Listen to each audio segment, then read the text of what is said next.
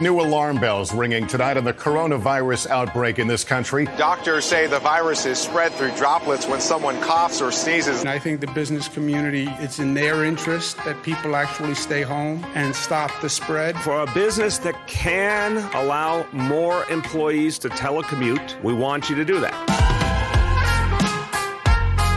Hi, friends. I'm Andy Paul, host of the Sales Enablement Podcast, and I want to encourage you to listen to my brand new special 6-part podcast miniseries titled Selling with Purpose. The team behind Sales Enablement Podcast and I put together this incredible series of inspiring conversations exploring what it means to sell with a mission greater than just hitting your numbers in this era of COVID-19 and beyond. So tune in to hear from world-class enterprise sales leaders and learn how their 6 companies will close $50 billion selling remotely. See how they've supported essential workers with the products and services they need to stay safe and thrive during this time of crisis. Subscribe to Selling with a Purpose now on Apple Podcasts, Spotify, Stitcher, or wherever you listen to podcasts.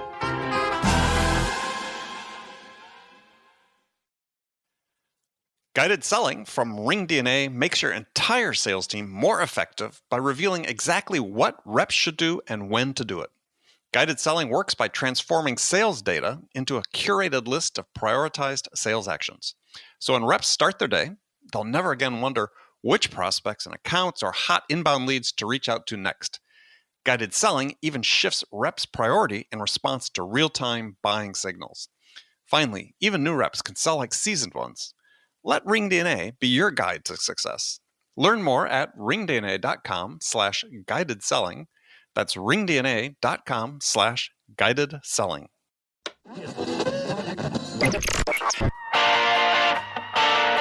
It's time to accelerate. Hey friends, this is Andy. Welcome to episode 753 of Accelerate, the sales podcast of record. Joining me as my guest this week is Adam Hempenstall. Adam's the CEO of BetterProposals.io. It's a UK-based digital proposal platform. And we're going to talk about how to build a proposal that converts. And Adam's going to share a bunch of data-driven insights that his company has gleaned from the experiences of their own customers. Now, among the topics we're going to get into today are why proposals still matter in sales, why they're important for sellers, why they're important to get right, why a proposal is not meant to educate your prospect. If you're putting new information into the proposal that you've never exposed your buyer to before, generally not a good idea. Talk about which section should be in your proposal and what order. And we'll talk about pricing in terms of how many different offers should you put in your proposal and how should you write those, the word choice actually turns out to be very important in terms of how you phrase your pricing offers. So it's all very interesting. We'll be getting into that and much, much more. But before we get to Adam, I'm going to talk for a minute with William Tyree. William's the CMO of RingDNA, and we're going to talk about RingDNA's Sales Madness Bracket Challenge. Now, if you're longing for some non-virus related madness this March, then check out this bracket challenge. Hey, before we jump into the show, I have another session with my friend William Tyree here, CMO of RingDNA. We're talking about the Sales Madness Bracket Challenge, the last man standing for March Madness. William, how you doing? I'm doing great, Andy. How are you? Doing well. So, before we jump into the show today, we just want to talk about some of the matchups we have. As for people that maybe aren't familiar, why don't you give us an overview of what the bracket challenge is? Absolutely. So the bracket challenge is essentially it's the Hunger Games of sales thought leadership. We are actually seeing a lot of engagement. Lots of people are making their way over to ringdna.com/sales madness to create their bracket. There's 64 of the greatest. Let's do that again. ringdna.com. Okay. ringdna.com/sales madness. Sales Madness. Okay. Yep. And people are making their way over there to vote for, classic sales books that, may have influenced their career. Yeah, so we're going to have brackets so that start with 64 teams, just like March Madness would have, and work our way down in the same calendar schedule that they had to eventually get a Final Four and crown a champion of the March Madness Bracket Challenge, which would be a book which, the majority, not majority, but some plurality, let's say, of people voted for as the most influential sales book in their lives. Absolutely. Yep. And along the way, people can win all kinds of goodies. So we're giving away free year of Audible, set of Apple AirPods, instant sales library, lots of great like bring in a swag like Yetis and hoodies and sweatshirts and stuff like that. Very cool. Very cool. So if you haven't entered your bracket, go to ringdna.com/March Madness, or what is it? Sales Madness. Sales Madness. Oh gosh. Yep. ringdna.com/Sales Madness and enter your bracket. So I just want, in the few minutes we have, just want to cover some of the sample matchups that we've got going on. So our number one overall seed is How to Win Friends and Influence People by Dale Carnegie, one of my all-time favorite books, matched up against the number 64 seed, which is Mastering Your Sales Process by my friend David Massover. Mm-hmm. David, he's a sales expert based over in Hungary. And so, yeah, I think this is a tough matchup for David. I mean, he's got a book that's very much worth reading, but it's seated against a personal classic or a perennial classic and a personal favorite of mine. Yeah, absolutely. It's almost not fair. But the seeds are what they are. And unfortunately, I can see in the back end, I can see the way things are trending. So I would say that David's fans should get out and vote in droves because it's not going well for him right now.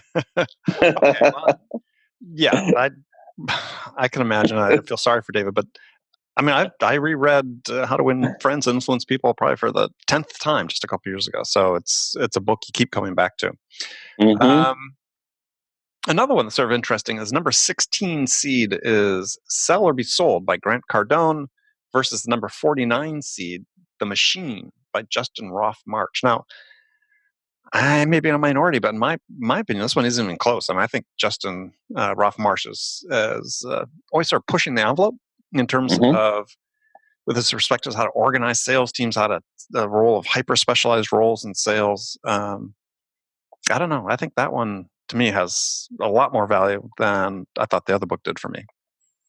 Well, I think a lot of people might share your opinion, Andy. There could be an upset in the making here. Sell or Be Sold, I think, continues to be in the top 50 sales books on Amazon in terms of sales rankings. And it's really close right now. It's about 53% to 47%. So, there's a lot of room on that one between now and, end of voting for round one. And listeners, we're going to have Justin Roth March back on the show in just a few weeks. So you want to make sure you stay tuned for that.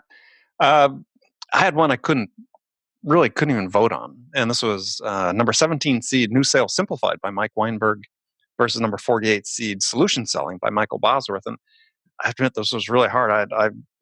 I'm telling you people right now, I'm sort of punting on this one because I love both books sort of equally well. I mean, I think Bosworth plowed some new ground with his, for a lot of sellers, when he published Solution Selling. It's a classic worth reading again and again. And I think Mike Weinberg, good friend of mine, has also done a fantastic job with that book. I think it's destined to become one of the all-time classics, sales books. People love it.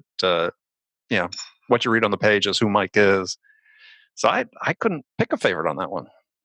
Yeah, I have to admit this is a blind spot for me. Solution Selling is an amazing book. I absolutely love it.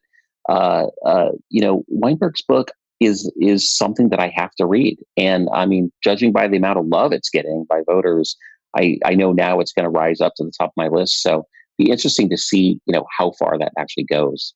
Yeah, both very worthwhile. And then finally, let's just talk one.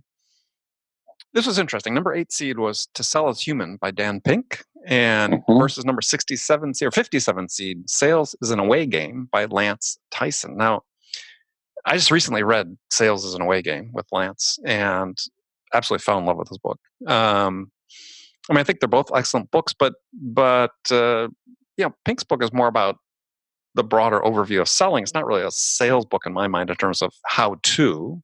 It's more about, whereas Lance's is very much a very practical, sensible book that I think should be in every salesperson's library.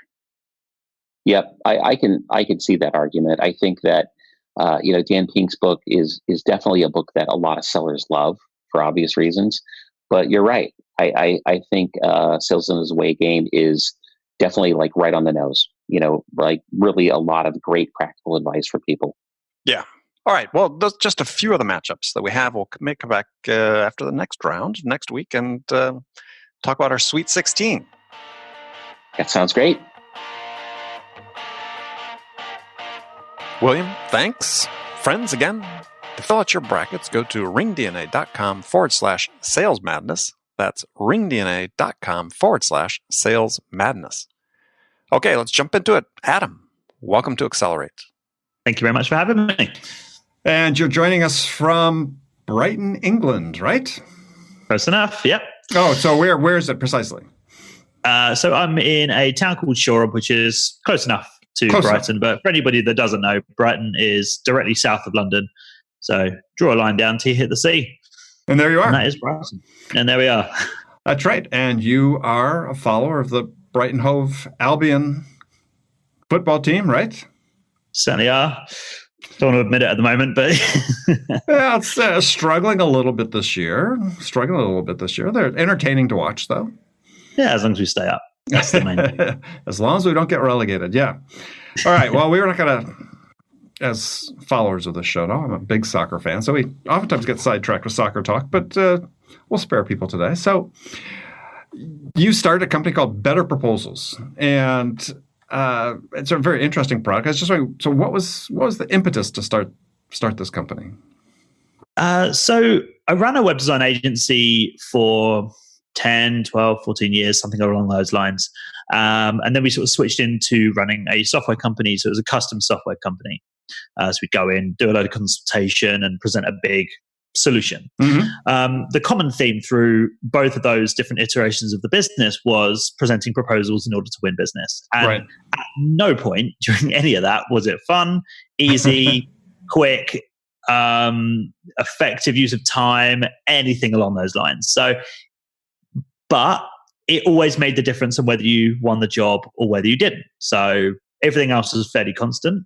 Well, I want to dig into that for a second. So your experience was that, hey, you could have been chatting with people, had multiple conversations, interactions with a potential prospect or a prospect potential buyer. And, you were educating them, but you got to the point where you thought, the proposal is going to make a difference. So if you fully sort of educated them, what were you saying in your proposals that was going to make a difference? That was different than what you had told them before as part of your sales process? Good question. I suppose in my mind, in order to do the proposal effectively, I needed to ask good questions in the meeting or in the discovery session. Mm-hmm. So I suppose it's like some people would consider the proposal to be the document or the thing that you press send on. But to me, in order to do that part well, I had to ask good questions in the first place. So to me, the proposal was ask good questions, then write about it and send it to them. That was to me what it was. So if I got the questions wrong, all bets are off. It's no good anyway. So to me, they were kind of connected. But yeah, if I did a good job of asking the right questions and I understood their business, and then I could convey that well in the proposal and then send it and do all of that in a timely fashion and give it to them the way that they wanted to consume it, that worked perfectly. Yeah, my question was perhaps a little bit different. This is because I think proposals are used differently now than they've been in the past and so on. But if I go into discovery or a salesperson goes into discovery and they're asking questions, sort of the implication for many salespeople is, well, I'm going to answer those questions in our proposal, or I'm going to answer those questions in a big presentation we do. But increasingly, you answer the questions sort of on the spot because it's part of being able to ask the next question after that is to be able to provide an answer to the buyer to say, okay, here's some context or an answer to your question. Then based on that, based on their answer, what's the next question I should be asking? And so oftentimes I found that you sort of answered a lot of the questions. You're not saving up the answers to your questions for proposals, but maybe the proposals are just, I'm summarizing once again what we've committed to. Is that how you sort of see it? Yeah, no, that's fair. So I think if you are an experienced salesperson or you've been around the block a bit and what have you, that you can actually do an awful lot of question answering, objection handling, all that kind of stuff there and then. You can mitigate it. And when you get really good, you can actually bring things up that make them object, and then you can handle it instead of trying to brush it under the carpet and hope they don't mention it. Right. Provoke them into bringing something up, and then you've got the perfect answer for it. So that's when you can start to sort of stoke the fire and get quite good. But yeah, there's always going to be an element, especially in complex sales. If you're selling tins of baked beans, you don't. Do you know what I mean? There's the value proposition's quite clear, isn't it? Are you hungry? Yes. Right. Well, there you go. But in a complex sale or anything that's kind of involved or something technical or what have you, then there's always going to be an element of trying to summarize what it is that they're trying to achieve, the goals, the problems they've had, your solution, how you're going to do it, what makes you different, all that kind of stuff. That needs to be summed up and presented somehow. You have to get that information back to them. Otherwise, they're not going to feel heard. So, yeah, I don't know. Well, I think it's a great point. We should focus on that for a second. Is because, again, is I see sellers that do sort of save stuff up for the proposal, and my belief is that proposals are not really meant to be educational. I mean, to your point, is they're really a summary of the commitments you've made, of the points you've made, and if perhaps even more understanding to your last point you made about they'll make sure they've been heard. I would phrase it slightly different. Is the customer wants to make sure that you understood, that they were understood, right? And you convey that through your proposal. Yeah, and I think it extends beyond just the proposal. I think that's if I had to make a point about any of this stuff, it would be that. It would be that this all extends beyond that. You can't do a good job of the specifics of writing a proposal without having done a good job of the discovery. If you muck that bit up, you're into guesswork. So yeah, I call it at that point, if you muck that up, you're fighting for second place and you don't know it. Yeah. Yeah, that's a really good point. But yeah, I mean, I think, if there's any takeaway there, it's, ask really good questions and don't skimp on that part. And yeah, the proposal can be, should be a summary. There shouldn't, if you've done everything perfect and you've done everything textbook, there actually shouldn't be any surprises in the proposal. That was my point, right? You're not educating them. Is they're confirming what they thought they heard from you, or you're confirming in their minds what they thought they heard from you. And that really important point is that you understood. Which is kind of why I've always recommended that the introduction or the executive summary or the overview or whatever it is that you want to call the first sort of meaningful piece of text should always be about explaining to them or getting across the point that you've understood what their issues are. By highlighting them. By highlighting them, exactly. So, stating exactly what it is that they're trying to achieve, what the situation is now, where are things going wrong, what does this mean if you don't do anything about it, what's it going to look like if you do, and, here's a brief kind of one sentence summary of exactly what we're going to do, and the rest is in here. That they read that part. We know from the data, like, anybody that uses our software will be able to, or any similar software, to be able to see what is going on once people read the proposal. You would see that this is true, that people will read that part perfectly in relation to how much text is there. They'll spend a good couple of minutes reading that part, and they'll spend a good amount of time on the pricing page, and the rest of it will be fairly skimmed over most of the time. Right. So in your system, you can track specific time on each page of the proposal. Yeah, so you'd split this thing up into your sections. So you'd have kind of like your overview, you'd have like your your breakdown of what you're going to get. You'd have your timescales, your pricing, your about stuff, all that kind of stuff. And you'd see like, oh, okay, interesting. They opened it up. They read the first bit for a minute and a half. Then they jumped to the pricing page, looked at it for 4 seconds, and then closed it. Okay, sticker shock, and they didn't like it. So they didn't bother reading the rest. Well, that's an interesting question, though. But I think what you're describing is sort of typical behavior. Yeah. Is your data showing that, if they only do that they convert at lower rates, or if they do that, but then they go back later and read it, then they convert at higher rates? So what's your data telling you on that? On that, it's individual. So there's certain stuff that we look into and certain stuff that we don't. So that would be private data to me. I'm writing the rules on ethics here. So, sure. To me, that would be kind of that's very involved maths, Sure. and there's not enough there to try to draw a conclusion. But on an individual case by case basis, you could go in and have a look and see that is generally true. In terms of conversion rates on that, it's difficult. But what I would say is it gives the salesperson a fighting chance of being able to follow up in an appropriate way. Mm-hmm. Right. So if somebody has opened it, read the first bit for 20 seconds, then they're on a phone, and you can see the devices as well. So you can build a bit of a picture as to what they're doing. So if they're on a phone at 6:30 in the evening and they've read the intro and looked at the pricing page and then they've closed it, they're probably on the train on the way home. No matter where your sales team is working from, RingDNA can enable them to be more productive and effective.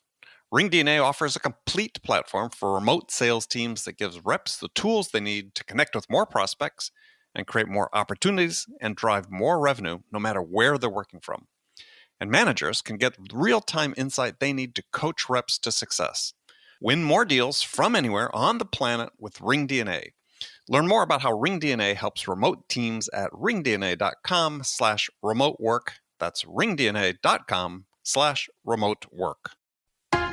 New alarm bells ringing tonight on the coronavirus outbreak in this country. Doctors say the virus is spread through droplets when someone coughs or sneezes. And I think the business community, it's in their interest that people actually stay home and stop the spread. For a business that can allow more employees to telecommute, we want you to do that. Hi, friends. I'm Andy Paul, host of the Sales Enablement Podcast, and I want to encourage you to listen to my brand new special 6-part podcast miniseries titled Selling with Purpose. The team behind Sales Enablement Podcast and I put together this incredible series of inspiring conversations exploring what it means to sell with a mission greater than just hitting your numbers in this era of COVID-19 and beyond. So tune in to hear from world-class enterprise sales leaders and learn how their 6 companies will close $50 billion selling remotely. See how they've supported essential workers with the products and services they need to stay safe and thrive during this time of crisis. Subscribe to Selling with a Purpose now on Apple Podcasts, Spotify, Stitcher, or wherever you listen to podcasts.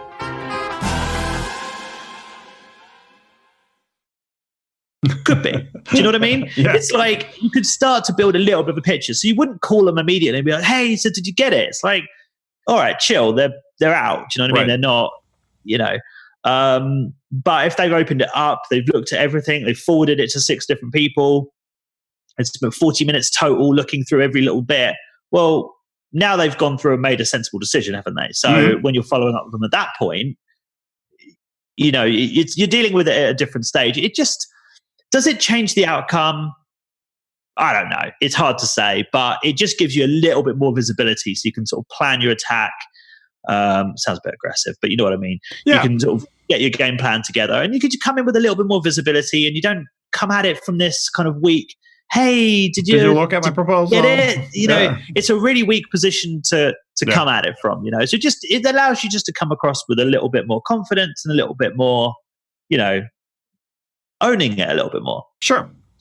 Well, I think you can also make a case that if this is a good prospect you've been dealing with, then you feel like you're in a strong position.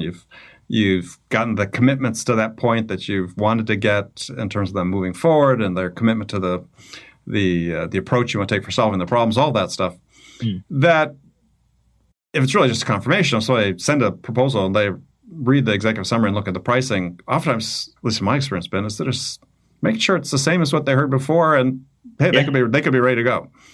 Yeah, that's also true. And I think, that's the next thing is, if they are ready to go, well, what next? What's the next thing? Right. And I did a little we did a little YouTube show a little while back. I think we did 4 seasons of it.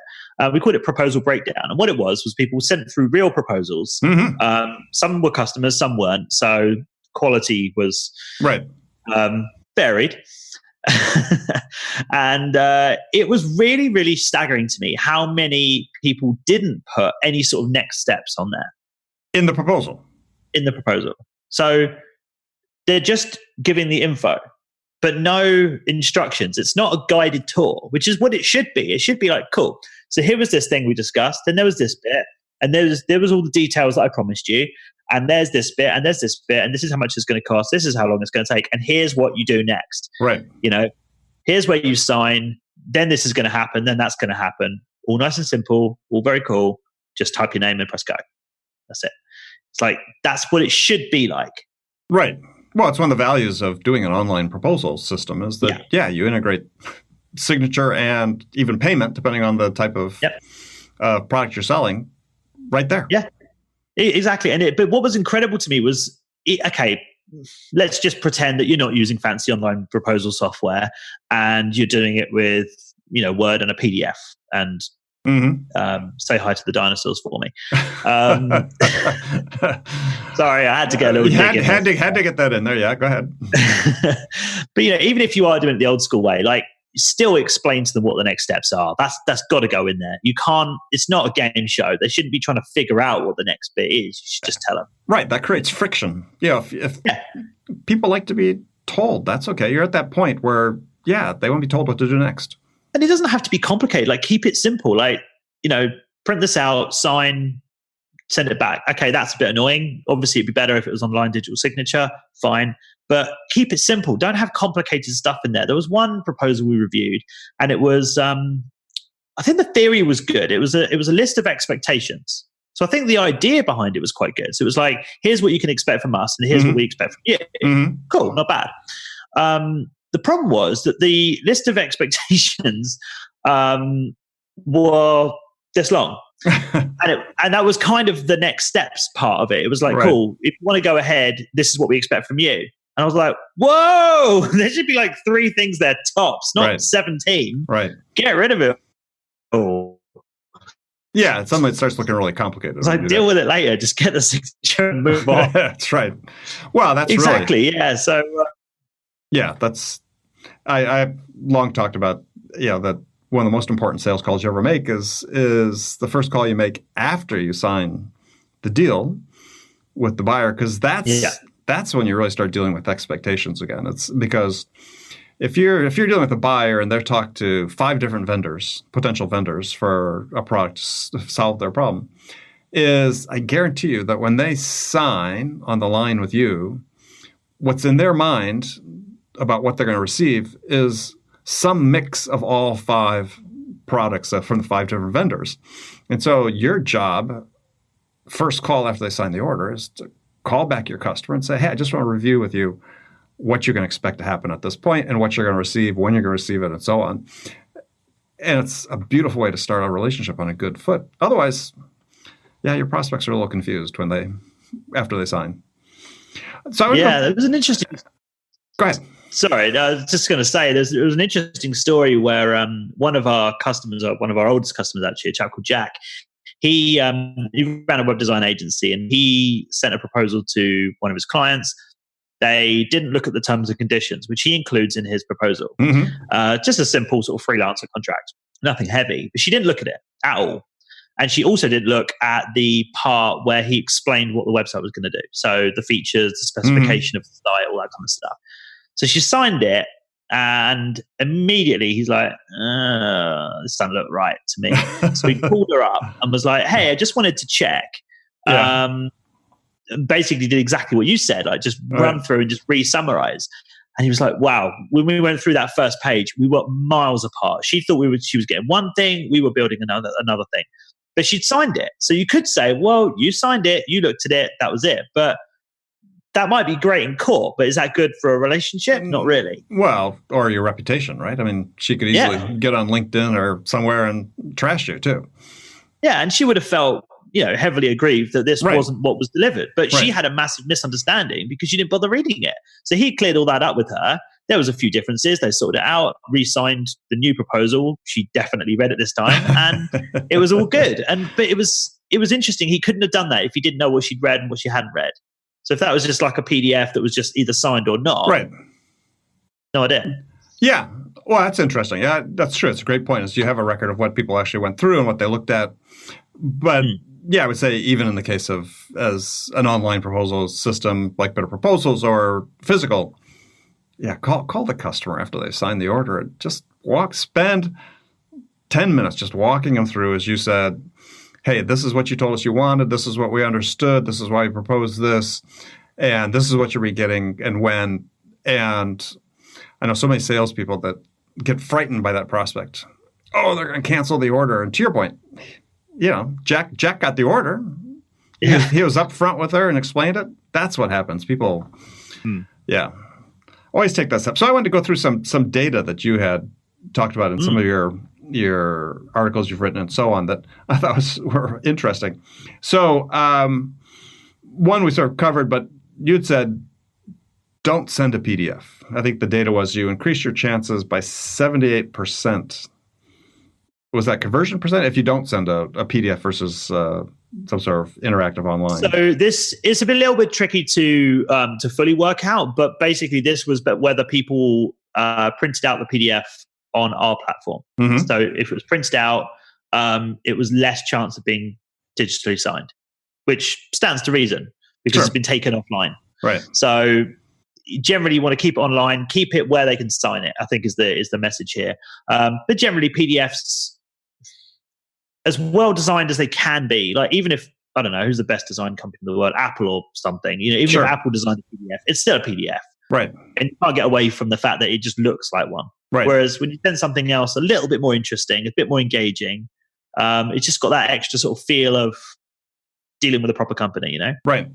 Well, you also say that based on your studies, the data, your customers' usage of the system, that that fancy cover and cover art doesn't buy you anything. Not so much. The most important part of the proposal is that introduction part. That is the most important part. It's always the part that's read the most. It's always the part that we never actually published this in the reports. We can put a link to the show notes, but it's if we just go to betterproposals.io/reports, you can see a couple of years worth of reports there. So a nice sort of visual graphics, you can go through them and have a little look through, and there's a ton of different data points there. But one of the things we did some research on and decided not to include was a relationship between the amount of time people were on that first page, what would be the intro page, and the word count. So we were trying to work out a difference there, and it did stack up, but we couldn't find a sort of, I suppose, a nice sort of friendly way of portraying the data. But it does hold true. Like the word count matches the average reading speed and all that kind of stuff. It matched up with what text was there, whereas on some other pages selected at random, it wasn't quite the case. So generally speaking, whatever you put out. So meaning that they read the intro page, but they scan the rest. Start scanning the rest, yeah. Yeah. And did you find an optimal, sorry for my bad English today, an optimal length for the introduction? We didn't look into it. It all started getting a little bit complicated at that stage. But I would say, and this is just gut, this is not data, this part, but I would say you don't want it to be too mad. It's got to be very readable. Mm-hmm.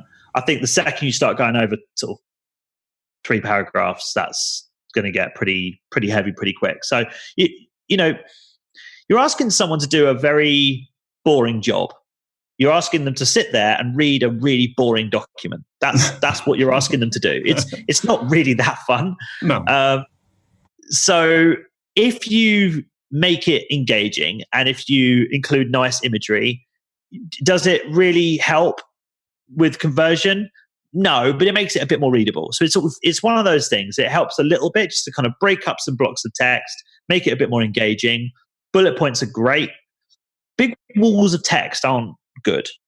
They're not fun to look at, It's like basic readability skills are pretty important, especially in, like in dry, if the document is quite dry and the subject matter is dry, then you need more stuff to kind of make it a bit more interesting.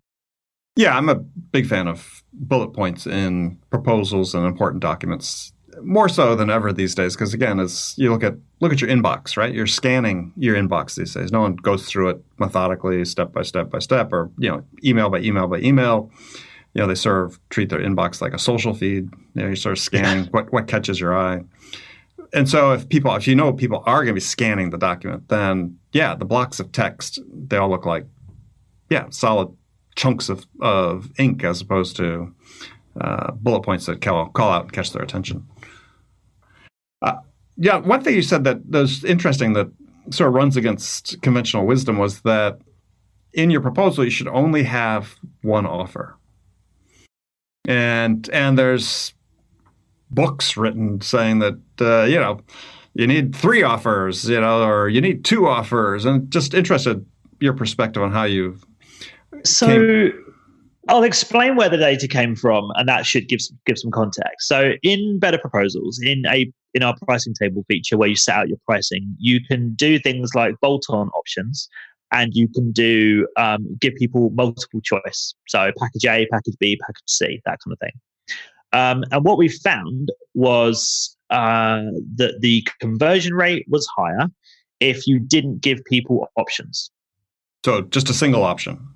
So single option, here's what it is. And that was it. So if you didn't give people options and you didn't use those options, then we found the conversion rate to be slightly higher. Now, bit of a caveat to this because I've kind of matured in the last couple of years since we started doing all this kind of stuff. Obviously, it's just one data point. It's not cross-referenced with a ton of other things. So take it with a pinch of salt. But there is an element of perhaps some truth to it in the sense that maybe it's like if you are going to do package offers, really think them through and make sure that they are done with best practice. Because what some people do is, so how to explain this? So, okay, so say you're in a supermarket and you're looking at the value brand, the mid-range brand, and the store brand. You're looking at biscuits or something, and then the super high-end one, right? Yeah. The difference in price there is going to be a maximum of, say, $3. And that isn't going to make any difference to your life whatsoever.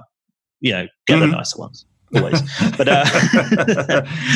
but it isn't going to make a big difference. It's like which you just go with a gut feel and that's it. But the impact of getting the wrong choice doesn't matter, right?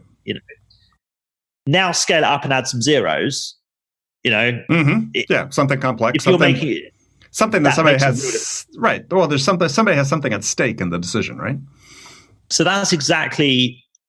This is my opinion on the data, and I'm trying to make sense of it. But my theory on it was that sometimes people don't get the package offers right, and because they don't set them out how some of these great famous books suggest that you do it, by framing one of them as the better deal and kind of edging them towards a certain one, which is the whole point of the package selling in the first place. Now, if you do that and you do it correctly, then I think it can work brilliantly. But I think what a lot of people do is they go, oh, well, package A is this one, package B is this one, and package C is this one.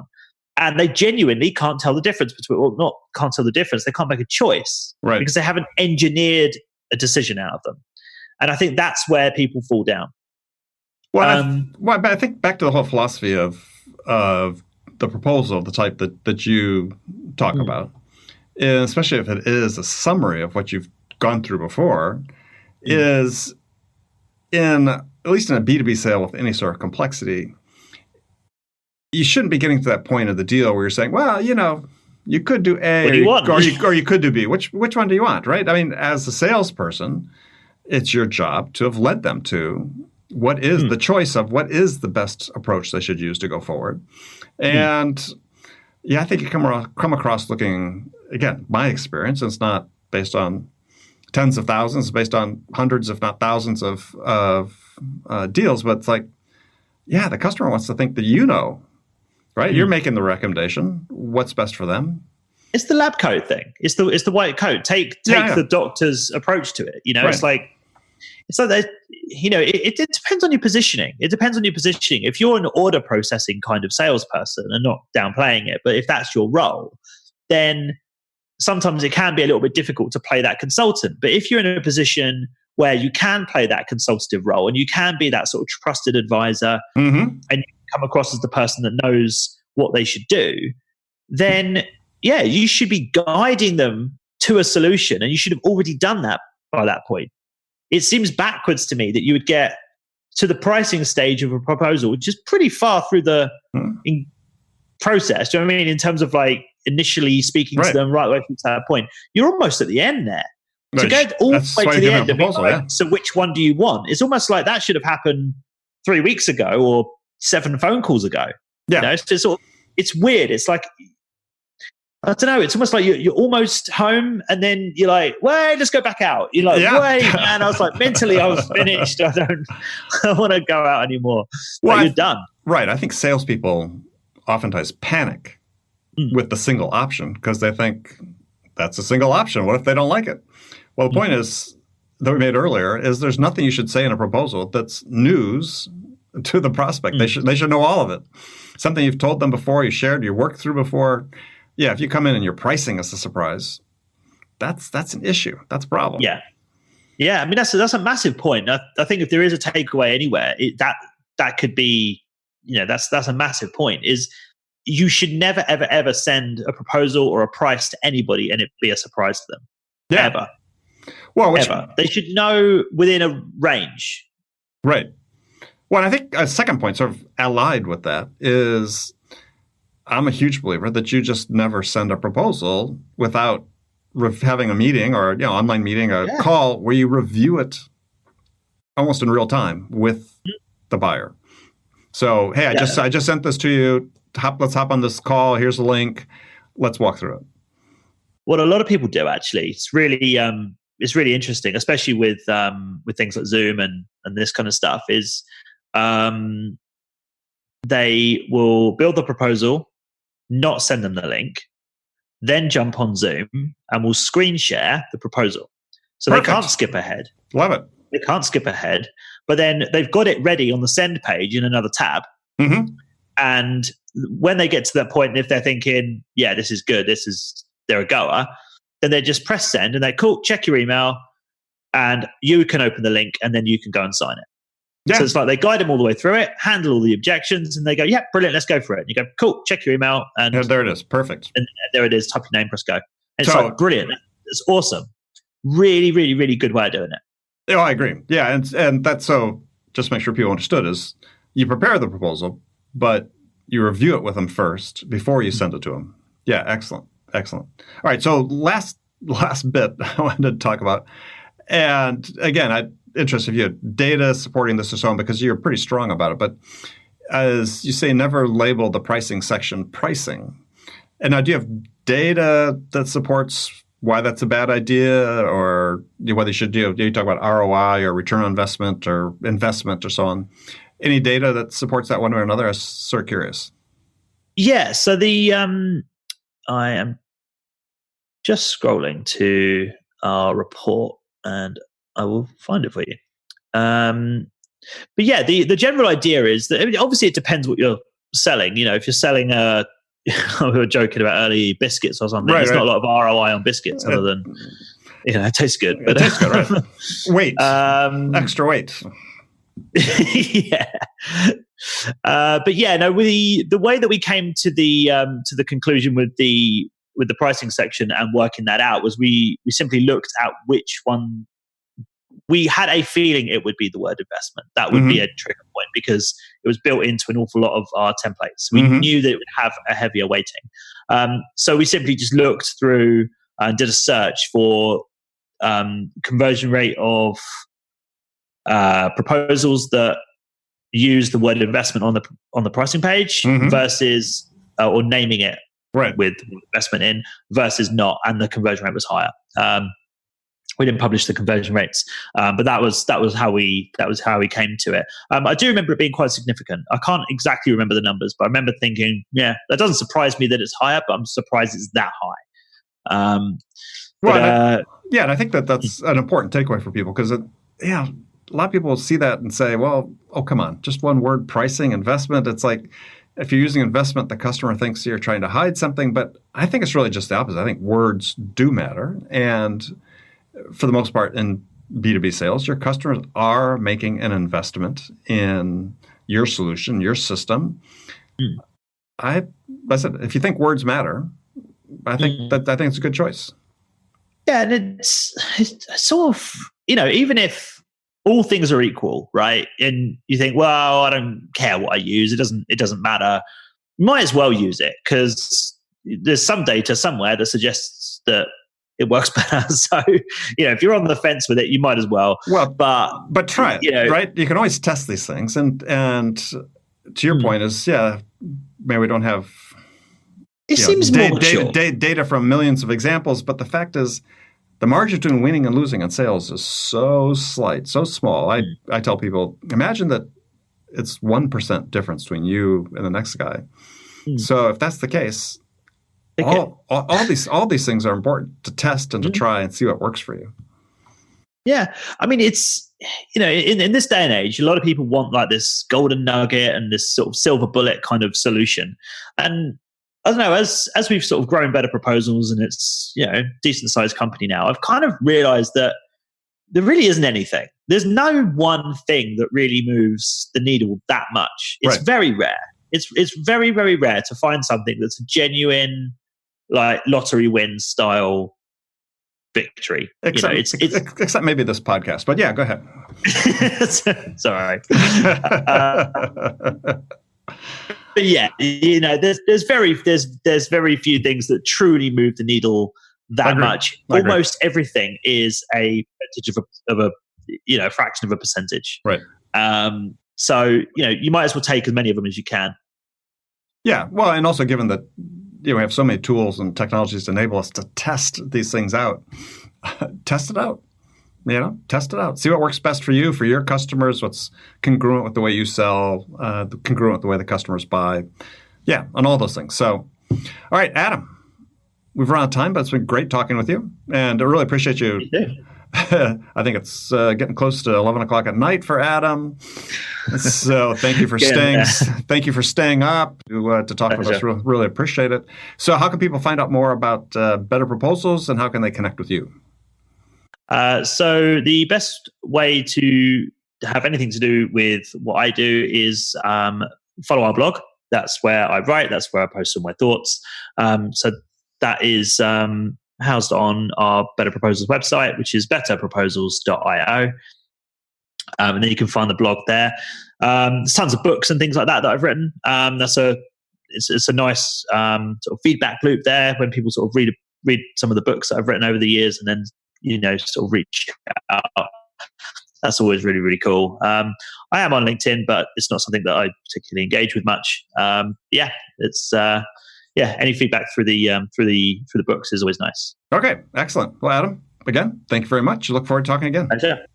Thank you so much, Andy. Take care.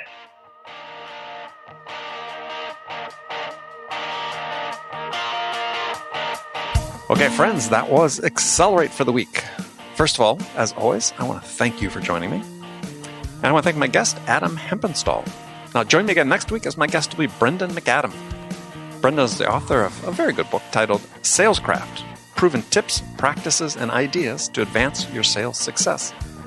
A very good book full of just basic tips that are great for beginners and excellent for experienced sellers who like to come back in and sort of refresh themselves a little bit. So you definitely want to check this out. So be sure to join Brendan and me next week for that conversation. I want to thank you again for joining me this week on Accelerate. Until next week, I'm your host, Andy Paul. Good selling, everyone.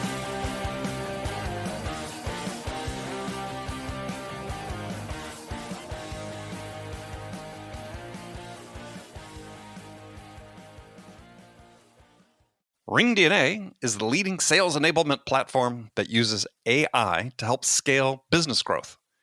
Trusted by the top companies across the globe, RingDNA offers a suite of powerful tools for every sales role. The RingDNA Dialer radically improves sales productivity and call connection rates, while guided selling helps reps know exactly what to do and when to do it.